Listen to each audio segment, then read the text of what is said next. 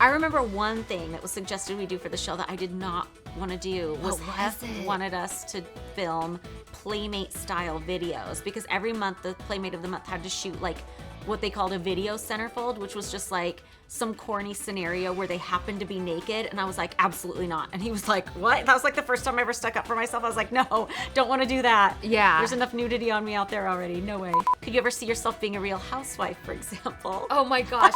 Casual witchcraft in the basement. Men, calm down. I'm Holly Madison. And I'm Bridget Marquardt. And we are... Sorry, and we are spilling the ET. And we are spilling the ET. So Bridget, we have been best friends for almost 20 years now. This is kind of a scary question for me, but do you remember the very first time we met, and what was your first impression of me? Be gentle. Be gentle. My first impression was that you were very guarded and kind of a lone sheep. But at the same time, I completely understood why you would be that way. And even though I hadn't been at the mansion that often, I'm Hef's #1 girlfriend. I felt like I kind of just got it, that your spot there was something that other people were trying to get from you. It was very competitive. It was a dog-eat-dog world. Yeah. And I could see that right off the bat. So I kind of understood it. Oh yeah, that makes sense. What about for me?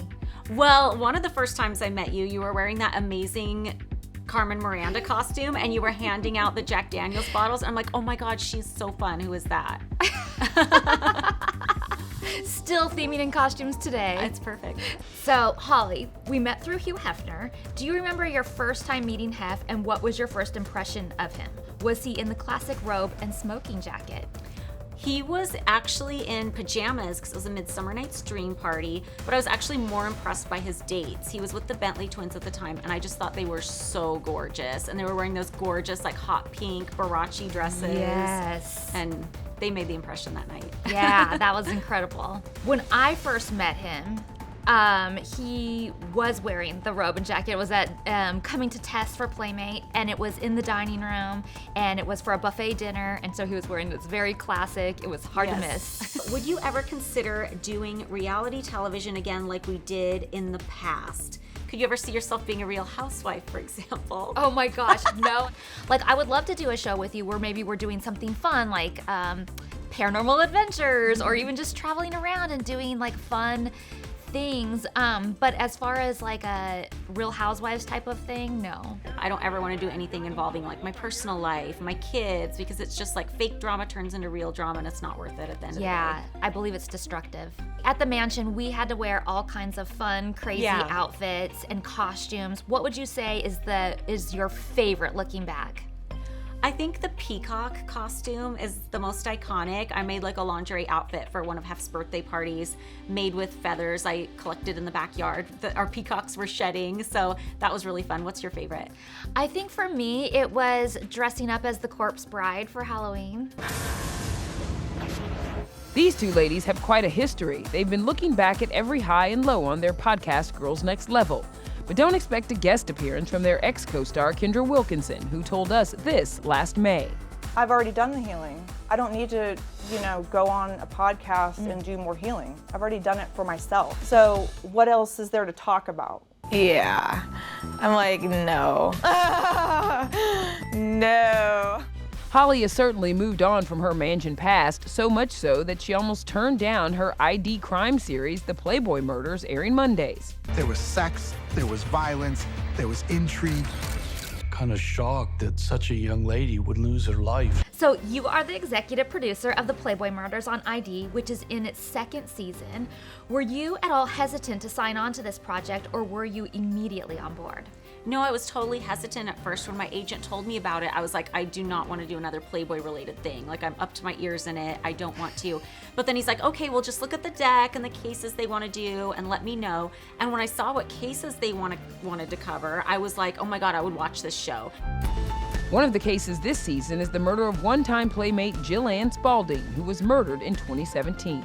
So you appear in an episode with me this season, the season finale, where we focus on the death of Jillian Spalding.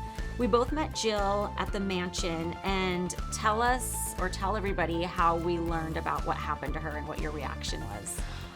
We did not know about it when it first happened, so we didn't find out about it until many years later, and we were starting to do our podcast, and we were doing research, and we were looking at what things that people had already written about us, and one of the books was by Jillian Spalding, and when you went to go do some research to see what she was up to now and stuff, we found out about it, and I was totally shocked. I had no idea. I had never heard about it, and I was totally shocked. Hefner is really starting to pay attention to Jillian. And he's telling other women in the group, I want to have sex with Jillian tonight. And so that expectation is now there.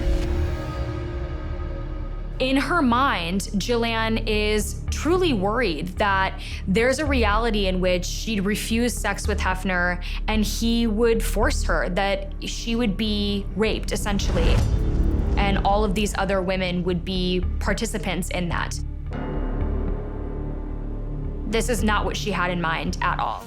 Before Jillian's death, she wrote a tell-all book exposing the Playboy Mansion. At the time, we both felt like the book was an invasion of our privacy. You have since gone on to write several books and participate in series like this one. Do you have a different perception of Jillian now?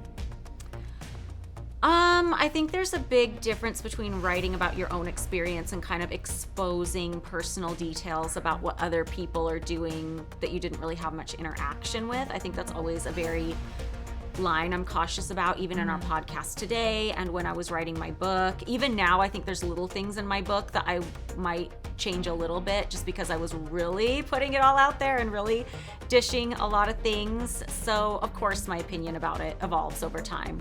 I called it the Playboy curse because once you were associated with that world, things went horribly wrong.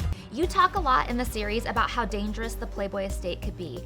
This was all in the past, but do you ever worry about your involvement in projects like these and your safety? I worry about my safety all the time, not necessarily because of anything Playboy related, but I'm super paranoid. I go through my house every night, setting the alarm, checking every door to make sure it's deadbolted, every window, especially for my kids' safety. I don't even post pictures of my kids' face online, so I'm hyper paranoid about that kind of stuff. Yeah. Just in general, but I don't think it has anything to do particularly with coming out with anything Playboy related. I think I might be consuming, there's no such thing as too much true crime content, but it puts me on edge for sure. That's true. I fall asleep to true crime content. Yeah, I think a lot of people do. I know that coming out of the mansion, I had to change my car because I was literally being chased down sometimes and followed into parking garages. And didn't people used to chase you down over like those windy canyon roads where you feel like you're gonna fall off the edge anyway? Yes, I literally had somebody driving next to me and it's one lane. Yes, so scary. Telling me to roll down my window and I thought something was wrong with my car. Oh no. So I finally did and he wanted my number. Oh, good God. I know. Men, calm down.